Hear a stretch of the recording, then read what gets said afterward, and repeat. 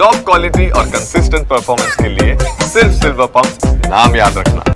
અમરેલીમાં બાળસિંહના અપમૃત્યુ વધતા વન વિભાગ હવે એક્શનમાં આવ્યું છે। ગાંધીનગરથી પીસીસીએફ જયપાલસિંહ રાજુલાના જાંજડા એનિમલ કેર સેન્ટરે પહોંચ્યા હતા। સીએફ રામરતન નાવા સહિતના અધિકારીઓ પણ રાજુલા પહોંચ્યા।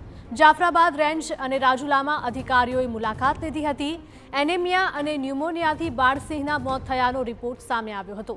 અધિકારીઓની ટીમ ગીર પૂર્વ અને શેત્રુંજી ડિવિઝનમાં કેટલા સિંહોના મોત થયા છે અને કેટલા સિંહ બીમાર છે તેની તપાસ કરી રહી છે।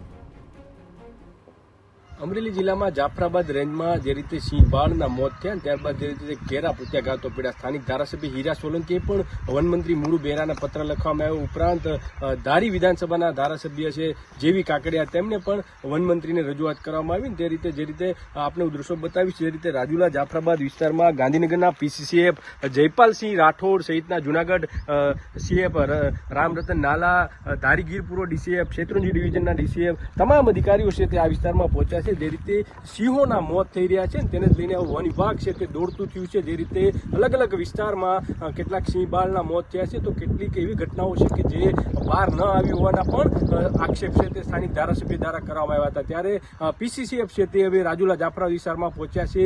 કેવી રીતે સિંહોના મોત થયા, ઉપરાંત હવે સિંહ બાળને બચાવવા માટે કયા પ્રકારના પ્રયાસો કરવામાં આવશે, તકેદારીના ભાગરૂપે શું કરવામાં આવશે તેને લઈને સ્થાનિક જે બંને ડિવિઝનના ડીસીએફ છે તેમને સૂચનાઓ છે તે આપવામાં આવશે। જયદેવ કાઠી, TV9 રાજુલા।